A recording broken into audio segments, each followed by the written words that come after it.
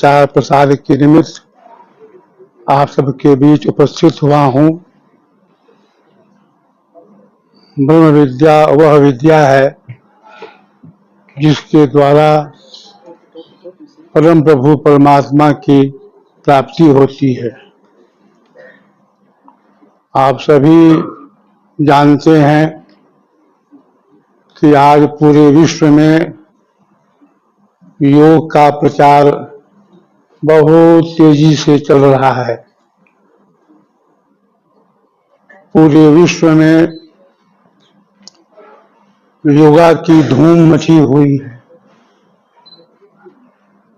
प्रश्न है, योग क्या है?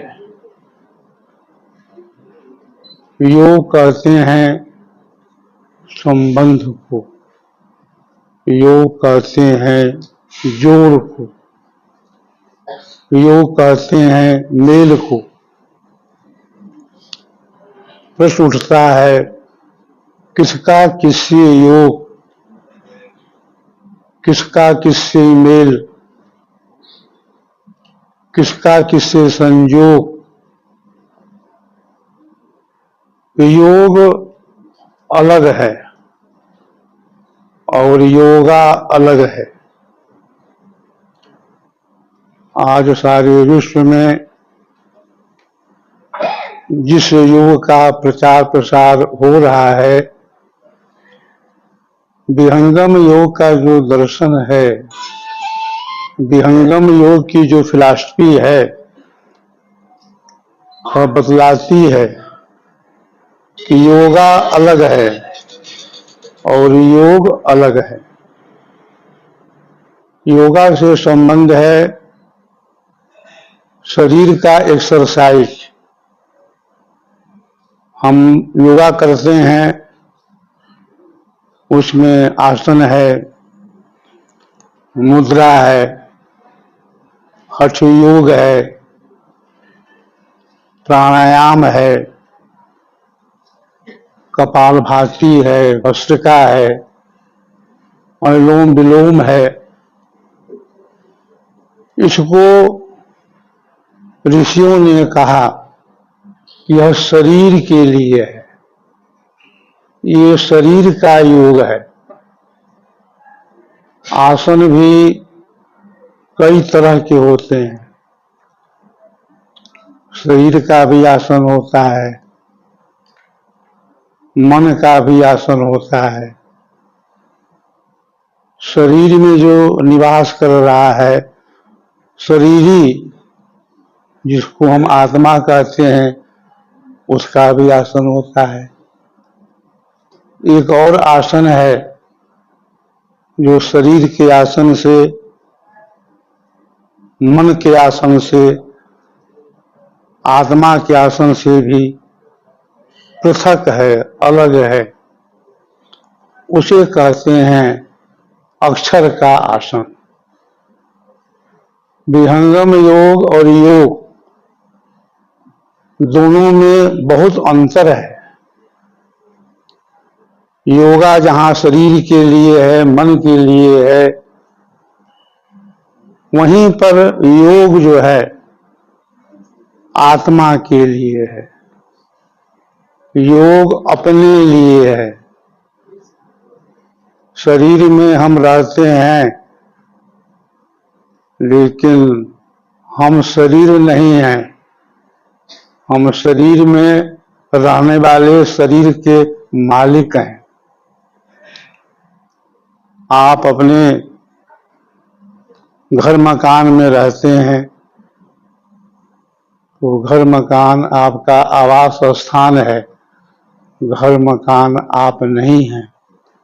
जैसे पक्षी रहता है पिंजरे के अंदर, तो पक्षी जो है वो पिंजरा नहीं है, पिंजरा उसका निवास स्थान है। तो वैसे ही शरीर में हम रहते हैं, लेकिन हम शरीर नहीं हैं। हम क्या हैं? हम जीव हैं, हम आत्मा में। तो अब तक हमने जो भी पूजा पाठ किया, साधना की, उसका आधार हम स्वयं नहीं बने। मैं कौन हूं, इसका ज्ञान हमको अब तक नहीं रहा। तमाम पूजा पाठ साधना करने के बाद भी अपने स्वरूप का हमें बोध नहीं हुआ। विहंगम योग का जो दर्शन है, विहंगम योग की जो फिलॉसफी है, वो बतलाती है कि जो साधन आत्मिक आधार से होता है, उसी साधन के द्वारा परम प्रभु परमात्मा की प्राप्ति होती है। हम सभी लोग ध्यान करते हैं, सभी लोग पूजा करते हैं, हम जप करते हैं, हम तप करते हैं, हम मंदिरों में जाते हैं, हम तीर्थों में जाते हैं, हम सूर्य देव को जल चढ़ाते हैं, हम हनुमान चालीसा का पाठ करते हैं, दुर्गा का पाठ करते हैं, यज्ञ हवन करते हैं, उपवास करते हैं। ये सभी क्या है? अच्छे शुभ कर्म हैं, हम सबको करना चाहिए। लेकिन बंधुओं, एक और पूजा है, एक और भक्ति है, एक और योग है, जिसका आधार हम स्वयं हैं, यानी आत्मा है। तो जो साधन, जो भक्ति, जो योग अपने आधार से किया जाता है, उसी का नाम है विहंगम योग। You know, today yoga word is very popular and everyone is engaged into some form of yoga or the other. The significance of Vihangam Yoga goes beyond the physical aspect of life. When we talk about yoga, we always have this connotation or an image of someone having a yogic posture, like someone engaging himself into physical exercises. This is what we understand by yoga, and this has been confined by different school of thoughts as it is only means to the physical well-being. It does benefit you immensely as far as your physical body is concerned. But having said so, it can never be restrained within the boundary of physical well-being only. It goes beyond that. So Vihangam Yoga, His Holiness, the founder of Vihangam Yoga, Sadhu Sadafal Devji Maharaj, in a very simple uh, term, he said, Yoga Yoga sab koi kahe, Yoga na jana koi, ardhadhar uradh chale, Yoga kahave soy. And he puts it very simply, saying that all that energy this body exudes, all of us, we all do know that this body exudes some level of energy, yes. So if you look at very closely, we have been dissipating the energy the body creates, which actually goes out in the world in a very ostentatious manner, in a very outwardly manner. But what does yoga do is, it actually turn you inward. The more you turn inward, the more exploration of what this body is more capable of and what this human body is for can be known. So to acknowledge the preciousness of this human body, yoga is the best mechanism. Yoga is the best way forward to know what this body is actually made of and what it could achieve. So if you look at very closely, there are so many species than the human beings, right? There are more than millions of species, and we are one of them. Is dark matter. The matter which scientists knows it exists, but you can't prove it. Why? Because you can't see, you can't detect. But it exists. Now you must be wondering, how is it possible? You can't see, you can't detect. How could scientists say for sure that it exists in the first place? It's very simple actually. It's very simple. Now our galaxy is called Milky Way. The next neighboring galaxy is called Andromeda. Right? You just take all these stars, you know the size of the stars, put all the mass together, so you know the mass of galaxy 1, which is Milky Way. Take another galaxy, Andromeda, take all these stars, put them together, mass M1, mass M2, there is a gravitational force acting between the two, and you know how much the force would be. And then you know how much fast they would be moving towards each other. This to you, because out of the research something astonishing happened. Some results came, which I am going to connect with spirituality. The world or the universe, which you know, is composed of only 3 elements. The first is bryonic matter. The matter which you can see. Just you can see me, you can see the stage, you can see everything around you. Those matter which can be detected by scientific instruments, they all compose as bryonic matter. So when we sent the satellite in orbit, Kobe actually found that microwave radiation, which would have got created when this Big Bang happened. And that was the first time, after 35 years of his hard work, that he could say with confidence that the Big Bang happened. Scientists did not believe it completely. So spending another 9 years, they made another satellite called WMAP. And WMAP, whatever Kobe had seen or recorded or measured, was corroborated. And emphatically, John Mather in 2005 could say that the Big Bang happened. ನನ್ನ ಹೆಸರು doctor Jitendra ಅಂತ. ನಾನೊಂದು dentist. ಈಗ 30 ವರ್ಷ dental practice ನಂದು ಆಗಿದೆ. Experience ಹೇಳ್ಬೋದು, ಇಲ್ಲ ಪ್ರಾಕ್ಟೀಸ್ ಹೇಳ್ಬೋದು, ಇಲ್ಲ ಸರ್ವಿಸ್ ಹೇಳ್ಬೋದು. ಬಟ್ ಅದರಲ್ಲಿ ಜೊತೆಗೆ ಇಷ್ಟು ವರ್ಷ ಆದ್ಮೇಲೆ ನಮ್ಗೆ ಅನ್ಸುತ್ತೆ ನಾವು ಬರೀ ನಮ್ ಕೆಲಸ ಕಾರ್ಯ ಮಾಡ್ಕೊಂಡು ನಮ್ ಪ್ರೊಫೆಷನ್ ಮಾಡ್ಕೊಂಡಿದ್ರು ಸಾಕಾಗಲ್ಲ. ಎಲ್ಲೋ ಒಂದ್ ಕಡೆ ಒಂದು ಸ್ಪಿರಿಚುಯಾಲಿಟಿ, ಒಂದು ಟಚ್ ಇರಬೇಕು ಲೈಫಲ್ಲಿ. ನಾವು ಎಷ್ಟು ದುಡಿದ್ರು, ಎಷ್ಟು ಪ್ರೊಫೆಷನಲಿ ಮುಂದೆ ಹೋದ್ರು, ನಮ್ ಲೈಫ್ ಅಲ್ಲಿ ಸ್ಪಿರಿಚುಯಾಲಿಟಿ ಇಲ್ಲ ಅಂದ್ರೆ ಅದಕ್ಕೆ ಫೈನಲ್ ಮೀನಿಂಗ್ ಬರಲ್ಲ. ಅದಕ್ಕೆ ನಾವು ಈ ಮೂಮೆಂಟ್ ಜೊತೆ ಸೇರ್ಕೊಂಡು, ಈ ವಿಹಂಗಮ್ ಯೋಗ ಜೊತೆ ಸೇರ್ಕೊಳ್ಳಕ್ಕೆ ನಾವು ಇವತ್ತು ಬಂದಿದ್ದೀವಿ. ಒನ್ ಆಫ್ ದ ಆರ್ಗನೈಸರ್ಸ್ ಇಲ್ಲಿ ಇವತ್ತು ಪ್ರೋಗ್ರಾಮ್ಗೆ. ಇದು ನಾವು ಸ್ವರ್ವೇದ್ ಮಂದಿರ್ ಅಂತ ಓಪನಿಂಗ್ ಆಗಿರೋದು ಡಿಸೆಂಬರ್ 17, 18 ವಾರಣಾಸಿ ಹತ್ರ, 10 ಕಿಲೋಮೀಟರ್ ವಾರಣಾಸಿಯಿಂದ. ಅವಾಗ ನಾವು ಆ ಇನಾಗ್ರೇಷನ್ಗೆ ಹೋಗಿದ್ವಿ. ಅವಾಗ ಫಸ್ಟ್ ಸ್ವಾಮೀಜಿ ಮೀಟ್ ಮಾಡಿದ್ವಿ. ಅದು ನಮ್ ಗುಡ್ ಲಕ್ ಅಂದ್ರೆ ಅಲ್ಲಿ ಆ ಟೆಂಪಲ್ ಓಪನ್ ಇನಾಗ್ರೇಷನ್ ಮಾಡಿರೋದು ನಮ್ಮ honourable prime minister Narendra Modiji ಮತ್ತೆ UP chief minister Yogi Adityanath G ಆ ದಿವಸ ಟೆಂಪಲ್ ಇನಾಗ್ರೇಟ್ ಮಾಡಿರೋದು. ಅದು ಒಂದು ಅದ್ಭುತ ಏನಿತ್ತಂದ್ರೆ 25,000 ಯೋಗ ಕುಂಡ ಇತ್ತು ಆ ದಿವಸ. 25,000 ಫ್ಯಾಮಿಲೀಸ್ ಅಲ್ಲಿ ಕೂತ್ಕೊಂಡು ಆ ದಿವಸ ಯಾಗ ಮಾಡಿದ್ದಾರೆ. ಅಷ್ಟೊಂದು ಯೋಗ ಕುಂಡ ಎಲ್ಲ ಅವರೆಲ್ಲ ಅರೇಂಜ್ ಮಾಡ್ಕೊಂಡು ಆ ಟೆಂಪಲ್ ಇನಾಗ್ರೇಷನ್ ಮಾಡಿದ್ದು. ಮತ್ತೆ ನಾವು ಫಸ್ಟ್ ಕಾಶಿ ವಿಶ್ವನಾಥ್ ವಿಸಿಟ್ ಮಾಡ್ಕೊಂಡು ಈ ಸ್ವರ್ವೇದ್ ಮಂದಿರ್ ನೋಡ್ಕೊಂಡು ಆಮೇಲೆ ಈ ಮೂಮೆಂಟ್ ಜೊತೆ ನಾವೆಲ್ಲ ಜಾಯಿನ್ ಆಗಿದೀವಿ. ಸೊ ನಿಮ್ಗೆಲ್ಲರಿಗೂ ವೆಲ್ಕಮ್. ನೀವೆಲ್ಲರೂ ಎಕ್ಸ್ಪೀರಿಯನ್ಸ್ ಮಾಡಿ.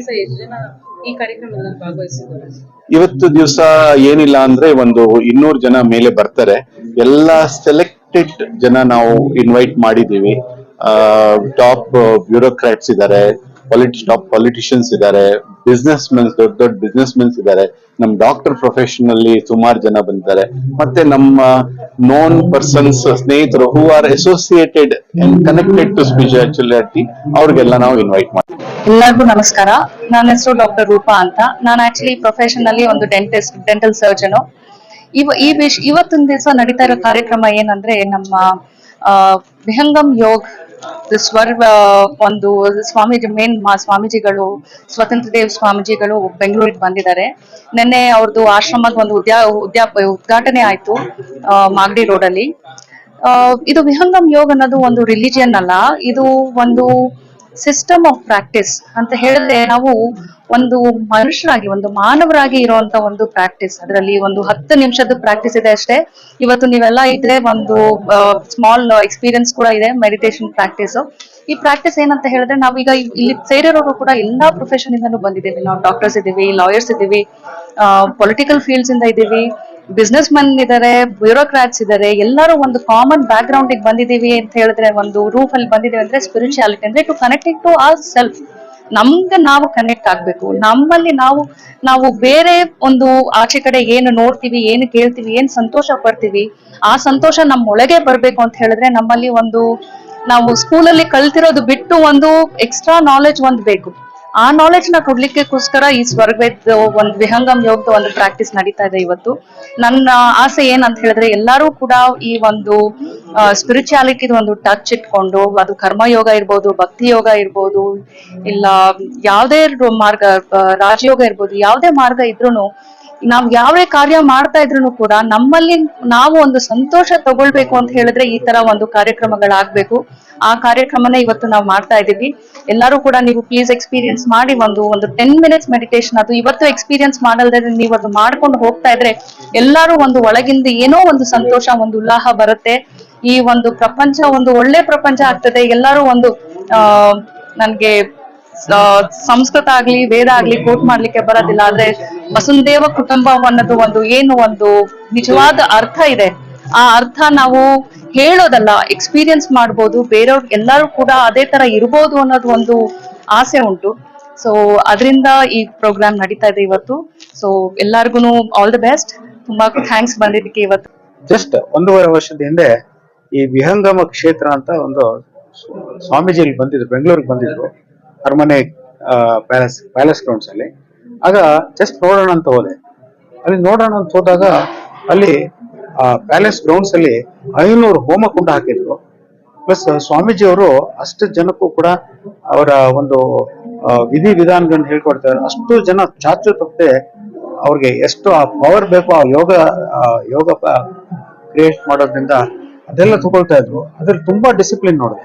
ಹಾಗಾದ್ರೆ ಇದ್ರಲ್ಲಿ ಏನೋ ಇದೆ, ಯಾಕಂದ್ರೆ 500 ಹೋಮಕುಂಡ ಹಾಕ್ಬಿಟ್ಟು ಈ ಬೆಂಗಳೂರಿನಲ್ಲಿ ಮಾಡುವಂತ ದೊಡ್ಡ ಸಾಹಸ ಯಾರಿಗಪ್ಪ ಅಂತ ಹೇಳಿ ಇದರಲ್ಲಿ ನಾನು ಸ್ವಾಮೀಜಿ ಅವ್ರಿಗೆ ಹೋಗಿ ಭೇಟಿಯಾದಾಗ ಅವರು ಒಂದೇ ಮಾತಲ್ಲಿ ಹೇಳ್ತಾರೆ, ನಿಮ್ಮೆಲ್ಲ ಸಾಧನೆಯಿಂದನೇ ಮುಂದೆ ಬರ್ಬೇಕು ಅಂತ ಹೇಳಿ. ಸಾಧನೆಯಿಂದ ಏನ್ ಮುಂದೆ ಬರ್ಲಿಕ್ಕಾಗ್ತೋ ಅದೇ ನಮ್ಮ ವಿಚಾರ. ನೀವು ಒಮ್ಮೆ ನಮ್ಮ ಇದು ವಾರಣಾಸಿಗೆ ಬಂದು ನೀವು ಭೇಟಿ ಕೊಡ್ಬೇಕು ಅಂತ ಹೇಳಿದ್ರು. ಹಾಗೆ ವಿತಿನ್ 1 ಮಂತ್ ಅಲ್ಲಿ ನಾನು ವಾರಣಾಸಿಗೆ ಹೊರಟೆ. ವಾರಣಾಸಿನಲ್ಲಿ ಅವರು ಸ್ವಾಮೀಜಿ ಅವರು 20 ವರ್ಷದ ಹಿಂದೆಯಿಂದ ಒಂದು ಸ್ವರ್ವೇದ್ ಮಂದಿರ ಅಂತ ಹೇಳ್ಬಿಟ್ಟು ಒಂದು ದೊಡ್ಡ ಕ್ಷೇತ್ರವನ್ನ ಕ್ರಿಯೇಟ್ ಮಾಡಿದ್ದಾರೆ. ಅದರಲ್ಲಿ 20,000 ಜನ ಒಮ್ಮೆಲೆ ಕೂತ್ಕೊಂಡು ಅವರು ಯೋಗ ಹಾಗೂ ಅವರ ಅನುಷ್ಠಾನ ಮಾಡಲಿಕ್ಕೆ ಪ್ರೊವೈಡ್ ಮಾಡಿದ್ದಾರೆ. ಅಂತ ಒಂದು ಅದ್ಭುತವಾದ ಒಂದು ಕಟ್ಟಡವನ್ನು ನಿರ್ಮಿಸಿದ್ದಾರೆ. ಇನ್ನೂ 20 ವರ್ಷ ಆದ್ರೂ ಕೂಡ ಇನ್ನೂ ಕಂಪ್ಲೀಟ್ ಆಗಲಿಲ್ಲ. ಆದ್ರೆ ನಮ್ಮ ಮಾನನೀಯ ಪ್ರಧಾನ ಮಂತ್ರಿ ಅವರು ಅದನ್ನು ಆಲ್ರೆಡಿ ಉದ್ಘಾಟನೆ ಮಾಡಿದ್ದಾರೆ. ಇನ್ನೂ ಅದರ ಕೆಲವು ಕಾರ್ಯಕ್ರಮ ಮುಂದುವರಿತಾ ಇದೆ. ಅದರಲ್ಲಿ ಈ ಸ್ವಾಮೀಜಿಯವರ ಒಂದೇ ಒಂದು ಮೂಲ ಉದ್ದೇಶ ಅಂತ ಹೇಳಿದ್ರೆ, ನಾವು ಏನು ಸಾಧನೆ ಮಾಡ್ತೀವೋ ಆ ಸಾಧನೆಗೆ ತಕ್ಕಂತೆ ಎಲ್ಲ ಪ್ರತಿಬಂಧಿಸ್ತಾ ಇರ್ತಾರೆ ಅಂತ ಹೇಳಿ ಅವರ ಒಂದು ವಿಚಾರ ಹೇಳಿದ್ರು. ಹಾಗೂ ಈ ಮೂಲವಾಗಿ ಈ ಸಂಸ್ಥೆಯನ್ನು ಹುಟ್ಟು ಹಾಕಿದವರು ಸದಾಫಲ್ ದೇವ್ ಮಹಾರಾಜ್ ಅಂತ ಹೇಳಿ. ಈಗ ನಮ್ಮ ಕರೆಂಟ್ ಬಂದಿರೋ ಸ್ವಾಮೀಜಿ ಅವರು ಇದಾರಲ್ಲ, ಅವರ ಗ್ರ್ಯಾಂಡ್ ಫಾದರ್ ಆಗ್ತಾರೆ. ಅವರು ಆಗಿನ ಕಾಲದಲ್ಲಿ ಬ್ರಿಟಿಷರು, ಮೊಘಲ್ಸು ಅವರೆಲ್ಲ 18ನೇ ಸೆಂಚುರಿನಲ್ಲಿ ಈ ನಮ್ಮ ಎಸ್ಪೆಷಲಿ ನಾರ್ತ್ ಇಂಡಿಯಾದಲ್ಲಿ, ಆಮೇಲೆ ಗಢವಾಲ್ ಏರಿಯಾದಲ್ಲಿ, ಹಿಮಾಲಯದ ಏರಿಯಾದಲ್ಲಿ ತುಂಬಾ ಜನ ಇವ್ರಿಗೆ ನಮ್ಮ ಹಿಂದೂಗಳಿಗೆ ಕೊಲ್ತಾರೆ. ಆಗ ಅವ್ರಿಗೆ ಯಾವುದೇ ಒಂದು ಡಿಫೆನ್ಸ್ ಇರೋದಿಲ್ಲ. ಅವಾಗ ತುಂಬಾ ಜನ ಇಂತ ನೋಡಿ ನೋಡಿ ನೋಡಿ ನೋಡಿ ಬಹಳ ಜನ ಸತ್ತೋಗ್ಬಿಡ್ತಾರೆ. ಸತ್ತೋದು ಅವರು ಯುದ್ಧ ಭೂಮಿಯಲ್ಲಿ ಸತ್ತಿದ್ದಲ್ಲ, ಅವರು ಯಾವುದೋ ಒಂದು ಅವರು ನಿಸ್ಸಹಾಯಕರಾಗಿ ಅವರು ಯಾವುದೇ ಒಂದು ವಿಚಾರ ಗೊತ್ತಿಲ್ಲದೆ ಅವರು ಸತ್ತೋಗ್ಬಿಡ್ತಾರೆ. ಆಗ ಸತ್ತೋದ್ರಲ್ಲಿ ನಮ್ಮ ಹಿಂದೂ ಸಂಸ್ಕೃತಿನಲ್ಲಿ ಅವ್ರಿಗೆ ಸಂಸ್ಕಾರವಿಲ್ಲ ಅಥವಾ ಮುಂದಿನ ಅದು ಒಂದು ಏನು ವಿಧಿವಿಧಾನಗಳಿದೆ, ವಿಧಿವಿಧಾನದಿಂದ ಏನ್ ಮುಂದೆ ಅದು ಯಾವುದೂ ಸಿಗ್ಲಿಲ್ಲ. ಹಾಗಾಗಿ ಅಂತ ಲಕ್ಷಾನುಗಟ್ಲೆ ಆತ್ಮಗಳು ಹಾಗಾಗಿ ಅಲ್ಲಲ್ಲೇ ಪಸರಿಸ್ತಾ ಇತ್ತು. ಅದು ಅದಕ್ಕೆ ಮುಕ್ತಿನೇ ಸಿಗ್ಲಿಲ್ಲ. ಈ ನಮ್ಮ ಸದಾಫಲ್ ದೇವ್ ಸ್ವಾಮೀಜಿ ಅವರು ಅದನ್ನ ನೋಡ್ತಾರೆ.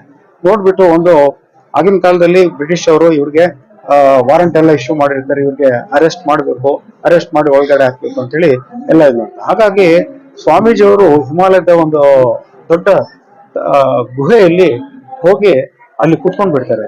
ಆಗ ಅವ್ರ ಹೆಸರು ಕೂಡ ಚೇಂಜ್ ಮಾಡ್ತಾರೆ, ಸದಾಫಲ್ ದೇವ್ ಅಂತ, ಯಾವಾಗ್ಲೂ ಫಲ ಕೊಡ್ತಾ ಇರ್ಬೇಕು.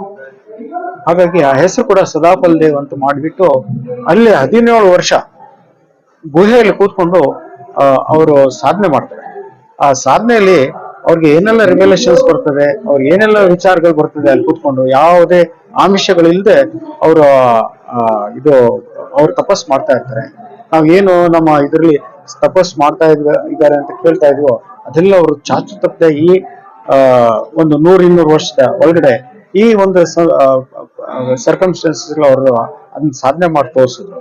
ಆಗ ಅವ್ರು ಒಂದೇ ಒಂದು ವಿಚಾರ ಇತ್ತು ದೇವರಲ್ಲಿ, ಇದೇನಂತ ಹೇಳಿದ್ರೆ ಯಾರು ಈ ನಮ್ಮ ಫ್ರೀಡಮ್ ಸ್ಟ್ರಗಲ್ ನಲ್ಲಿ ತೀರ್ಕೊಂಡ್ಬಿಟ್ರು, ಅವ್ರಿಗೆ ಏನು ಹಿಂದೆ ಮುಂದೆ ಏನು ಗೊತ್ತಿಲ್ಲದೆ ತೀರ್ಕೊಂಡ್ಬಿಟ್ರು, ಅವ್ರಿಗೆ ಅವ್ರ ಆತ್ಮಕ್ಕೆ ಶಾಂತಿ ಸಿಗ್ಬೇಕು. ಅವರು ಶಾಂತಿ ಸಿಗೋವರೆಗೂ ನಾನು ಈ ನನ್ನ ಸಾಧನೆಯನ್ನ ಬಿಡುದಿಲ್ಲ ಅಂತೇಳಿ ಗಟ್ಟಿಯಾಗ್ತದೆ. ಹಾಗಾಗಿ ಯಾರು ಕೂಡ ಅವ್ರಿಗೆ ಆಗಿನ ಕಾಲದಲ್ಲಿ ಇದು ಫೈನಾನ್ಷಿಯಲ್ ಅಸಿಸ್ಟೆನ್ಸ್ಗೂ ಬೇಕಾಗಿರ್ಲಿಲ್ಲ ಅವ್ರಿಗೆ, ಬಟ್ ಅದಕ್ಕೆ ಯಾವ್ದು ಆಮಿಷ ಕೊಡಲಿಲ್ಲ. ನಿಷ್ಕಾಮ ಇದು ಪ್ರಾರ್ಥನೆ ಮಾಡ್ತಾ ಇದ್ರು. ಅದ್ರಲ್ಲಿ ಒಂದೇ ಅಂತಾರೆ, ಆಲ್ರೆಡಿ ತೀರ್ಕೊಂಡಿರೋ ಎಲ್ಲ ನಮ್ಮ ಹಿಂದೂಗಳಿಗೆ ಅಥವಾ ನಮ್ಮ ಇದರಲ್ಲಿ ಇಂಡಿಯನ್ಸ್ಗೆ ಫ್ರೀಡಮ್ ಸ್ಟ್ರಗಲ್ ಅವ್ರಿಗೆ ಮುಕ್ತಿ ಸಿಗ್ಬೇಕು ಅಂತ ಹೇಳ್ಬಿಟ್ಟು ಅದು ಒಂದೇ ಛಲ ಇಟ್ಬಿಟ್ಟು ಅವರು ಅದರಲ್ಲಿ ಸಫಲರಾಗ್ತಾರೆ. ಅಲ್ಲಿವರೆಗೂ ಎಷ್ಟೋ ವಿಚಾರಗಳು ಬಂದ್ರು ಅಲ್ಲಿಂದ ಕದಲೋದಿಲ್ಲ. ಹಾಗೆ ಅಂತ ಒಂದು ಸ್ಥಳದಲ್ಲಿ ನಾನು ಹೋಗಿ ಕುತ್ಕೊಂಡು ಅಲ್ಲಿ ನೋಡಿದೆ. ನಾನು ವಿಚಾರ ಮಾಡ್ಲಿಕ್ಕೆ ಈಗ 1 ವರ್ಷದ ಹಿಂದೆ ನಾನು ಅಲ್ಲಿ ಹೋಗಿ ಅಲ್ಲಿ ವಾಸ್ತವ ಮಾಡಿದ್ದೆ. ವಾಸ್ತವ ಮಾಡೋದ್ರಲ್ಲಿ ನೋಡಿದೆ ಬಹಳ ವೈಬ್ರೇಷನ್ ಇದೆ. ಯಾಕಂದ್ರೆ ಸ್ವಾಮೀಜಿ ಅವರು ಮಾಡಿದ್ದ ಆಗಿನ ಕಾಲದಲ್ಲಿ ಮಾಡಿದ್ದ ಒಂದು ಸಾಧನೆ ಅಲ್ಲಿ ನಾನು ಕಾಣ್ತಾ ಇತ್ತು. ಅಲ್ಲಿ ಕೂತಾಗ ಎಷ್ಟೋ ವಿಚಾರಗಳು ಬರ್ತಾ ಇತ್ತು. ಹಾಗೆ ಸ್ವಾಮೀಜಿ ಅವರು ಈ ಏನೆಲ್ಲ ಅವ್ರಿಗೆ ವಿಚಾರಗಳು ಬಂತೋ ಅದರಲ್ಲಿ ಸ್ವರವೇದ ಅಂತ ಮಾಡಿದ್ದಾರೆ.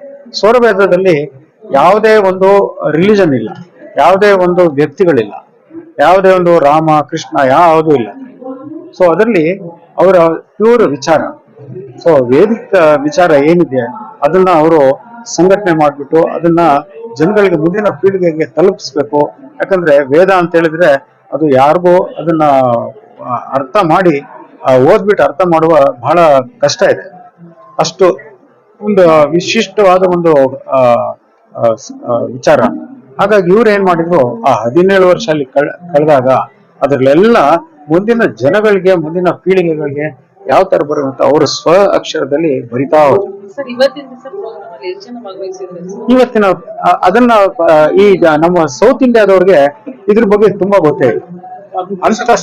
ಅದನ್ನ ತಿಳಿಸೋಕೋಸ್ಕರ ಒಂದು ವಿಚಾರ.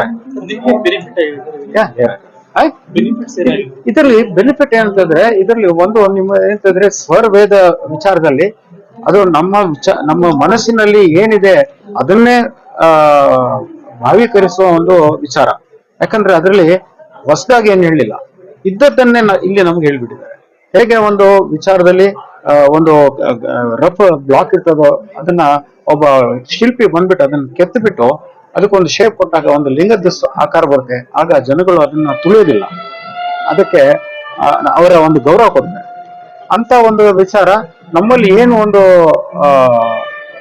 ಅಜ್ಞಾನ ಇದೆಯೋ ಅಜ್ಞಾನನೆಲ್ಲ ತೆಗಿಬೇಕು ಅನ್ನೋ ಒಂದು ಮೂಲ ವಿಚಾರದಲ್ಲಿ ಸ್ವಾಮೀಜಿ ಅವರು ಇದನ್ನ ಸ್ವರವೇದ ಮಹಾಮಂತ್ರ ಅಂತ ಹೇಳಿ ಸ್ಥಾಪನೆ ಮಾಡಿದ್ದಾರೆ. ಅದಕ್ಕೆ ತುಂಬಾ ಒಂದು ವಿಚಾರದಲ್ಲಿ ಮಾಡಿದ್ದಾರೆ. ನಮ್ಮ ಮಾನನೀಯ ಮೋದಿಜಿಯವರು ಅದರಲ್ಲಿ ಬಹಳ ವಿಚಾರ ಮಾಡಿ, ಹಾಗೂ ನಮ್ಮ ಉತ್ತರ ಪ್ರದೇಶ ಚೀಫ್ ಮಿನಿಸ್ಟರ್ ಯೋಗಿಜಿ ಅವರು ಕೂಡ ಅದರಲ್ಲಿ ತುಂಬಾ ಅದರಲ್ಲಿ ಸಹಕಾರ ಕೊಟ್ಟು ಅದನ್ನ ಒಂದು ಹಂತಕ್ಕೆ ತರುವಂತ ಒಂದು ಮೂಲ ವಿಚಾರನ ಮಾಡಿದ್ದಾರೆ. ಯಾಕಂದ್ರೆ ಇದು ಜನಗಳಿಗೆ ಉಪಯೋಗ ಆಗುವಂತ ವಸ್ತು. ಯಾವುದೇ ಒಂದು ಸಣ್ಣ ಗ್ರೂಪ್ಗಾಗ್ಲಿ ಅಥವಾ ಯಾವುದೋ ಒಂದು ಸಂಸ್ಥೆಗಾಗ್ಲಿ ಆಗುವ ವಿಚಾರವೇ ಅಲ್ಲ. ಲೋಕ ಕಲ್ಯಾಣ ಇದರಲ್ಲಿ ಲೋಕ ಕಲ್ಯಾಣನೇ. ಯಾಕಂತ ಹೇಳಿದ್ರೆ ಇವಾಗ ನಮ್ಮ ಈಗಿನ ಒಂದು ಪರಿಸ್ಥಿತಿಯಲ್ಲಿ ನಮ್ಮ ಎಂಟೈರ್ ಪ್ರಪಂಚದಲ್ಲೇ ನಮ್ಮ ಒಂದು ಸಂಸ್ಕೃತಿ ಏನಿದೆಯೋ, ನಮ್ಮ ಸನಾತನ ಸಂಸ್ಕೃತಿ ಏನಿದೆಯೋ ಅದು ಎಲ್ಲ ಕರೆಕ್ಟ್ ಹೌದು ಅಂತ ಹೇಳಿ ಅದನ್ನ ತೊಡಗಿಸ್ಕೊಳ್ಳಿಕ್ಕೆ ಎಲ್ಲ ಪ್ರಯತ್ನಗಳು ನಡೀತಾ ಇದೆ ವಿಶ್ವದಾದ್ಯಂತ. ಹೌದು, ಯೋಗ ಆಮೇಲೆ ಮೆಡಿಟೇಷನ್. ಇದರಲ್ಲಿ ಯಾವುದೇ ಒಂದು ದೇವರ ಬಗ್ಗೆ ಆಗಿ ಯಾವುದೇ ವಿಚಾರಗಳಿಲ್ಲ. ವಿಹಂಗಮ ಯೋಗ ಇದರಲ್ಲಿ ಯಾವುದೇ ಒಂದು ಯಾರು ರಿಲಿಜಿಯಸ್ ಇದಂತ ಹೇಳಲಿಕ್ಕೂ ಬರೋದಿಲ್ಲ. ಯಾಕಂತಂದ್ರೆ ಇದು ಒಂದು ಜನಗಳಿಗೆ ಯಾವ ತರ ಅದನ್ನ ಒಂದು ತಲುಪಿಸ್ಬೋದು, ಯಾವ ತರ ಅದರಿಂದ ಅವರು ವಿಚಾರವಂತರಾದ್ರೆ ಅದರಿಂದ ಏನೆಲ್ಲ ಸಾಧನೆ ಮಾಡ್ಬೋದು ಅಂತ ಒಂದು ಅದರಲ್ಲಿ ಅವ್ರಿಗೆ ಜ್ಞಾನ ಕೊಡುವ ಒಂದು ಮೂಲ ಉದ್ದೇಶದಿಂದ ಇದನ್ನ ಮಾಡಿದ್ದಾರೆ. ನನ್ನ ಪ್ರಯತ್ನ ಏನಂತಂದ್ರೆ ನಾನಿಲ್ಲಿ ಸೌತ್ ಇಂಡಿಯನ್ ಆಗ್ಬಿಟ್ಟು ಈ ಗಂಗಾ ಕಾವೇರಿ ಜೋಡಣೆ ಮಾಡಿದ್ರೆ ಹೇಗಿರ್ಬೋದು ಅಂತ ಊಹೆಯಲ್ಲಿ ನಾನು ನನ್ನನ್ನೇ ತೊಡಗಿಸ್ಕೊಂಡಿದ್ದೆ. ಅದರಲ್ಲಿ ಈ ಸೌತ್ ಇಂಡಿಯಾಕ್ಕೂ ಈ ವಿಚಾರಗಳು ಬರ್ಬೇಕು. ನಮ್ಮಲ್ಲೂ ಬೇರೆ ಬೇರೆ ಇದೆ, ಬಟ್ ಈ ವಿಹಂಗಮ ವಿಚಾರದಿಂದ ಏನಂತಾರೆ ಬೇರೆ ಬೇರೆ ಡೈಮೆನ್ಷನ್ ಸಿಗುತ್ತೆ. ಯಾಕಂದ್ರೆ ಇಷ್ಟೇ ಅಲ್ಲ, ಇನ್ನೂ ಕೂಡ ಇದೆ. ಅವ್ರು ನೋಡುವ ಒಂದು ವಿಚಾರ ನಾವು ಆಲ್ರೆಡಿ ನೋಡಿವೆ. ಬಸವಣ್ಣವ್ರನ್ನು ನಮ್ಗೆ ತುಂಬಾ ಹೇಳಿದ್ದಾರೆ. ಆಮೇಲೆ ನಮ್ಮ ಕನ್ನಡದ ಕವಿ ಡಿ.ವಿ. ಗುಂಡಪ್ಪನವರು ಮಂಕುತಿಮ್ಮನ ಕಗ್ಗ ಅಂತ ಅವರು ಮಾಡಿದ ವಿಚಾರ ಕೂಡ ಅದೇ ತರ ಇದೆ. ಅದೇನಂತಂದ್ರೆ ಒಂದು ಕ್ಲಿಷ್ಟವಾದ ಒಂದು ವಿಚಾರವನ್ನ ಆರ್ಡಿನರಿ ಒಬ್ಬ ಮನುಷ್ಯನಿಗೆ ಯಾವ ತರ ಅದನ್ನ ತಲುಪಿಸ್ಬೋದು. ನಾನು ಅಂತ ಅವನ್ ಬೇರೆನೆ ಒಂದು ವಿಚಾರ ಇರ್ಬೋದು, ಆದ್ರೆ ಯಾರು ಅದರಲ್ಲಿ ವಿಚಾರವಂತ ಸ್ವಲ್ಪ ಕಮ್ಮಿ ಇರ್ತದೋ ಅವ್ರಿಗೆಲ್ಲ ತಲುಪಬೇಕು ಅನ್ನೋ ಮೂಲ ಉದ್ದೇಶದಿಂದ ನಮ್ಮ ಡಿ.ವಿ. ಗುಂಡಪ್ಪನವರು ಅಂತ ಕ್ಲಿಷ್ಟವಾದ ಒಂದು ಇದು ಮಂಕುತಿಮ್ಮನ ಕಗ್ಗ ಅಂತ ಬರೆದ್ರು. ಬಸವಣ್ಣನು ಆಗಿನ ಕಾಲದ 12ನೇ ಶತಮಾನದಲ್ಲೇ ಅವರು ದೊಡ್ಡ ಇದು ಹೇಳಲಿಲ್ಲ. ಆದ್ರೆ ಕೆಲವೊಂದು ವಿಚಾರದಲ್ಲಿ ಅವರ ಒಂದು ಸಾಧನೆಯಲ್ಲಿ ಅದು ನಮ್ಗೆಲ್ಲ ತಿಳಿಸ್ತಾ ಹೋದ್ರು. ಅದೆಷ್ಟೋ ನಾವು ಪಡ್ಕೊಂಡು ನಮ್ಮ ಕನ್ನಡಿಗರು ತುಂಬಾ ಅದರಲ್ಲಿ ಮೇಲ್ಪಟ್ಟಿದೆ. ಈಗ ಇವರ ಗುರೂಜಿಯವರು ನಿಸ್ವಾರ್ಥವಾಗಿ ಅದನ್ನ ಸೇವೆ ಮಾಡ್ತಾ ಇದ್ದಾರೆ, ಪ್ರಸಾರ ಮಾಡ್ತಾ ಇದ್ದಾರೆ. ಇವರ ಸಂಸ್ಥೆಗಳು ವಿಶ್ವದಾದ್ಯಂತ ಇದೆ, ಇಡೀ ನಮ್ಮ ಇಂಡಿಯಾದಲ್ಲಿ. Dr. Vishwas, facial plastic surgeon from Trustwell Hospital, Bangalore. I am a localite here, and my experience and introduction to the Vihangam Yoga movement was since a year, when last year I visited their ashram and was introduced to a new concept of self-growth and inner transformation. And this is because personally I wanted to seek truth and also wanted to evolve in my inner being. And thankfully, with a group of like-minded individuals who are also seeking the truth, I was able to reach upon this great Vihangam Yoga movement, which is a very simple but powerful movement in our Sanatan Dharma, wherein they are helping people achieve their best transformation and become better individuals and better human beings. Since we have had great transformation in ourselves since the introduction of this Vihangam Yoga movement, we wanted to help more and more people, especially professionals, take up more of the practices, especially the service, the meditation practices, and the various scientific principles they follow so as to develop themselves. And I hope this meeting here at Sheraton Hotel at Yeshwanthpur has helped a lot of professionals and the public gather from the divine teachings of these enlightened souls, especially Sri Swatantraji Maharaj and Sri Namdevji Maharaj. And my salutations to my colleagues also who made this program possible, and a special thanks to Dr. Hemanji, who is our ISRO scientist, who is also an evolved being from the last 30 years. He's been practicing the Vihangam Yoga techniques and he's personally had a great transformation. He shared with us his stories, and we could see how a person, if he follows the spiritual pathway, can also achieve a great success in life in whatever walk of life he wishes.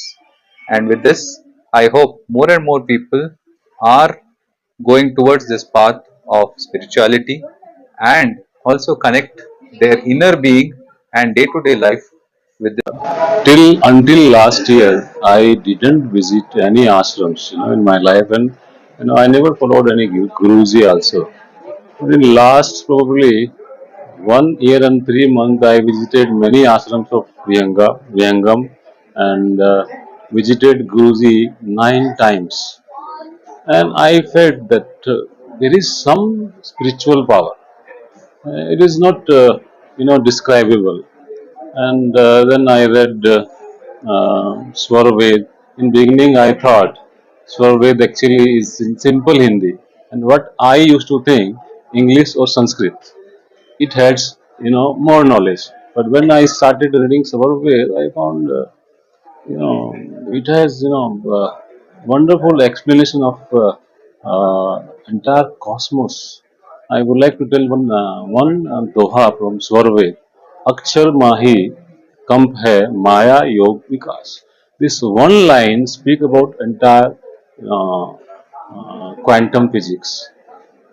So Akshar Maya Kampa, it means that every atom has some kind of vibration or inherent energy, and because of this inherent energy, there is a this materialistic or illustrated word, and yoga means unification. Because of this unification among atoms, molecule forms, and because of molecules, life take place.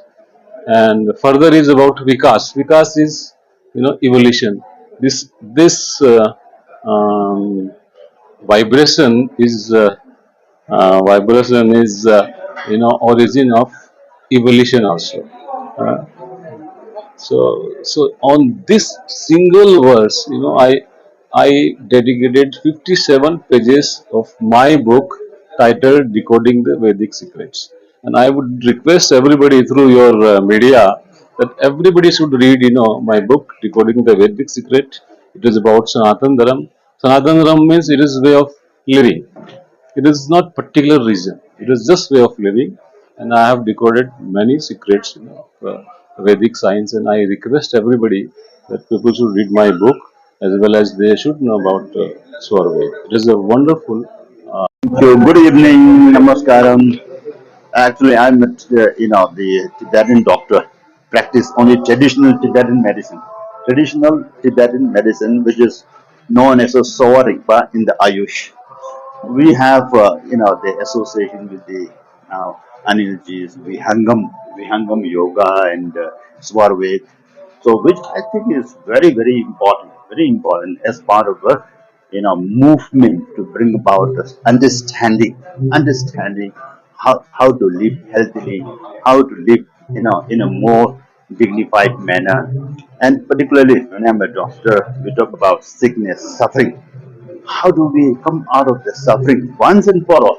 Not only giving medicines and treatment, surgery, but trying to change your way of living, way of thinking, giving yourself and the trying to be with this kind of atmosphere of Vihangam kind of yoga, consciousness, lifting yourself little up, your own relief, so that we find some measure of relief, some measure of fuller kind of awareness, fuller complete health and healing, which is very important. Yes. If we really want to avoid suffering, minimize sickness, minimize investment in the disease, we need to look more inward, and that is probably through the prospects like Vihangam Yoga. In Tibetan Buddhism we call it Madhyamika, to find a more everlasting, more the spiritual